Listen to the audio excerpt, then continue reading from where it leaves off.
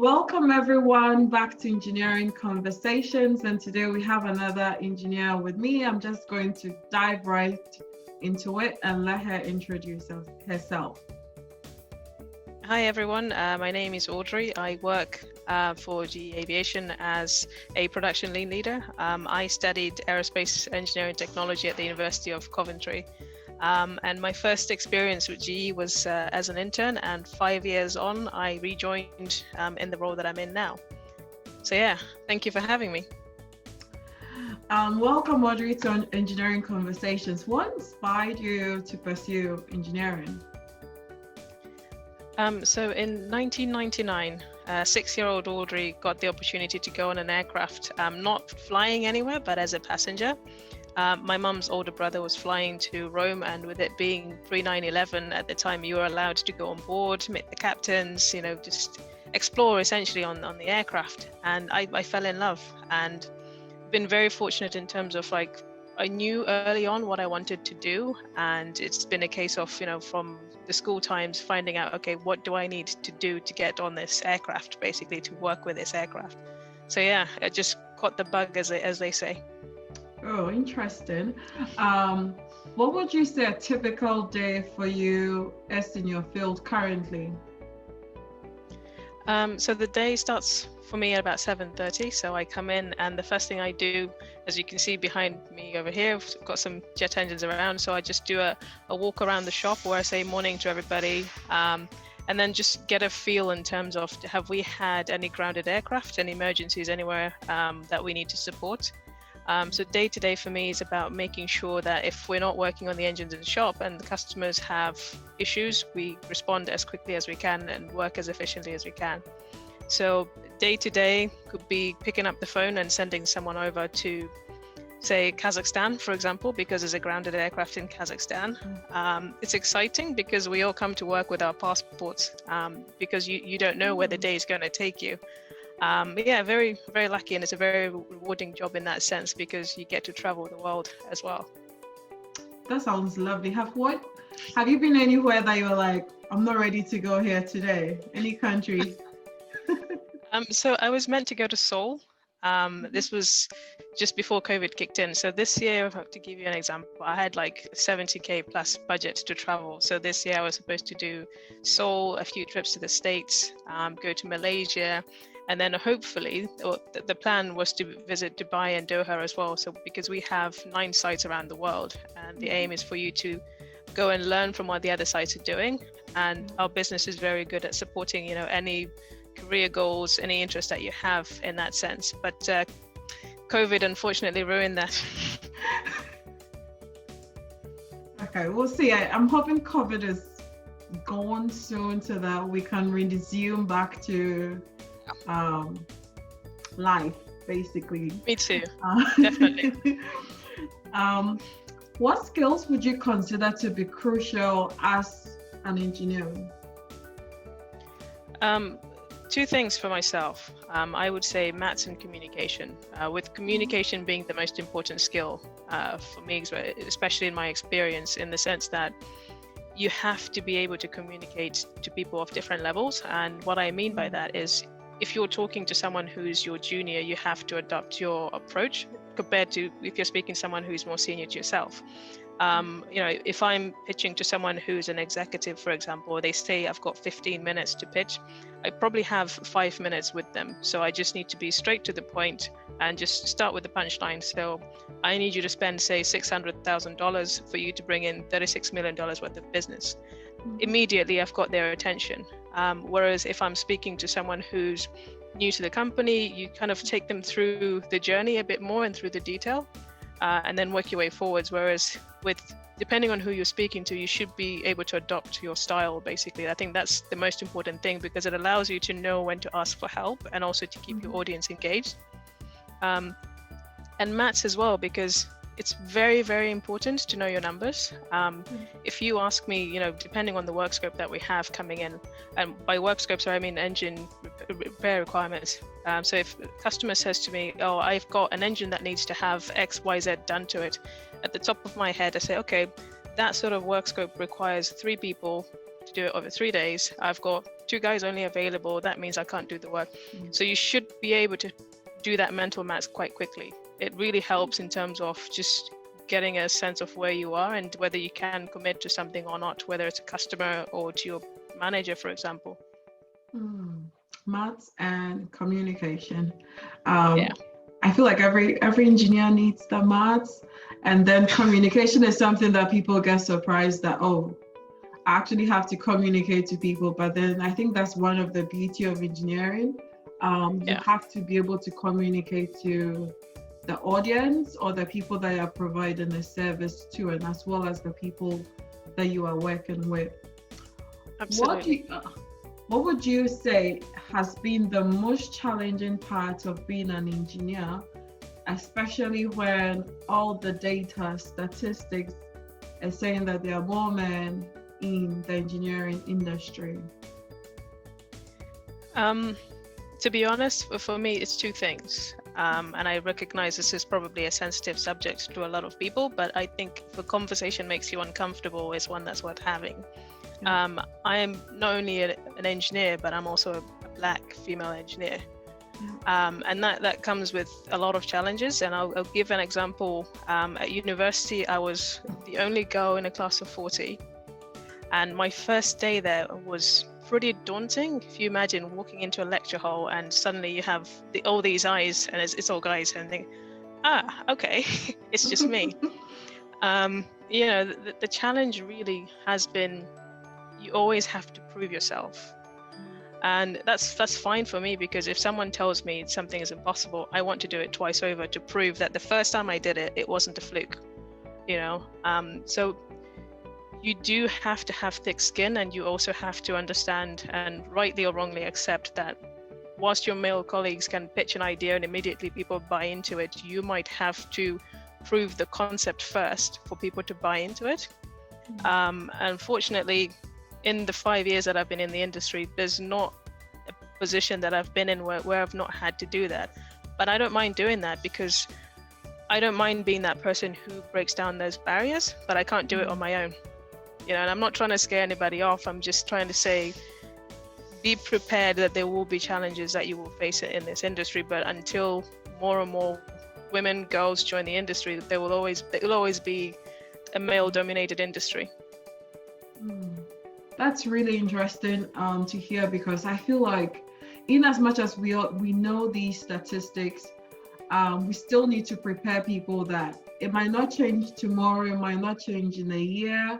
It's probably going to take maybe a few more decades for those numbers to be balanced. So just to prepare their mindset, what advice would you give to young girls who are considering engineering as a career choice, or who even want to follow in your path working in aviation? Do it. Genuinely, it's scary. And as I said, I'm not going to sugarcoat it, and I'm not going to lie. It is scary, but it's very rewarding as well. So as I said to you, I was the only girl in a class of 40. And then I joined a graduate program after university, and I was then the only girl in a group. I suppose we were an intake of 12. Again, I think, okay, this is round 2. And then in the role that I'm in now, there are 5 of us in the world that do my job. And guess what? I'm the only female doing the same job. So you start recognizing that, okay, you might not be in the majority, but you're in a position where you can change things. And the reason why I'm saying do it is because it will always be a limited or an industry that everybody is scared of until more people dive in and just keep doing it. It doesn't necessarily just have to be just aviation. There are many umbrellas that fall under engineering that you can jump into and just try it. If you have some time over the summer holidays or Christmas holidays, even weekends, ring up an engineering firm and just say, can I come and shadow someone for a day? Can I shadow someone for 2-3 weeks? Whatever time you can give up just to try it. A lot of companies will be more than willing to take you on. You'll be surprised how many people are behind getting more women into engineering. And it's definitely, as I said before, it's very rewarding. It really is. There's so many toys out there that you can play with. Genuinely, this thing here, this is the baby of the engines. On the other side of this wall is an even bigger engine. I sat in the wrong place, I recognize that, but definitely there's room for growth. Okay. My next question to you was going to be, what would you say has so far been rewarding with your engineering career? It's every time I fly, believe it or not. Okay. Because when I'm flying, you look outside and you think, okay, is that one of our engines? And if it's the GE engine, for example, you then start wondering in your head, could it be one of the engines that I've worked on, for example?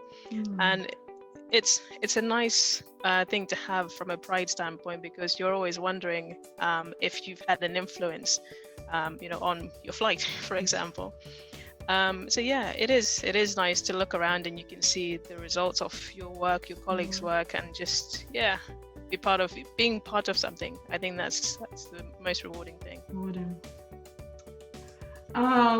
So what do you see into the future of engineering, especially when it comes to technology and to sustainability? I think aviation is two things. Aviation is very young and it's also very resilient.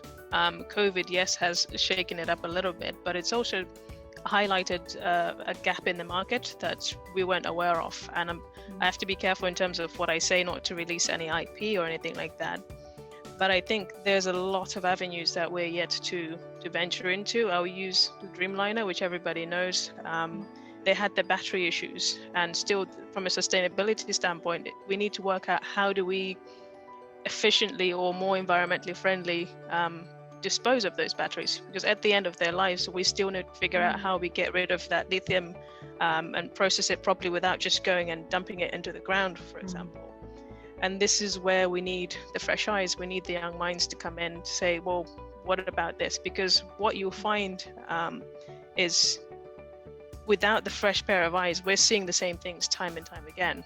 But we need someone who will come in and ask those sort of questions that provoke that thought, and people who are just prepared to go and do, basically. So definitely lots of room for growth. What support have you had in your career that you feel has kept you grounded and it's always inspiring you in your career? This is a story that I as you can see, it puts a smile on my face. Smile on your face, yeah. So back at university, I had a lecturer who was ex-RAF, and his name is Alex. Alex to me, has been, like a silent cheerleader, for example. As you'll find, in careers, there's always someone who cheers you on without you even noticing or realizing that they are there for you. And the reason I pick him is because there was a particular moment where we were working on a Western Scout helicopter, which had been donated to the university by the Air Force. And if you imagine a camouflage helicopter, you have obviously the green and the brown.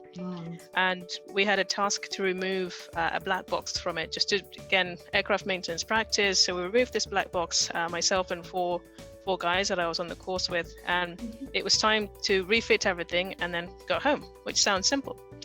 And we got to a point where we just couldn't get the final panel back on. And I kept trying to say to them, guys, the reason why this won't fit is because it's upside down.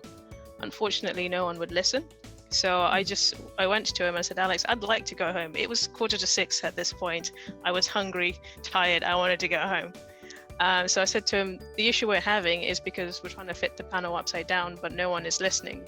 Would you mind, if I go, for example? And I said, no, you're not going anywhere.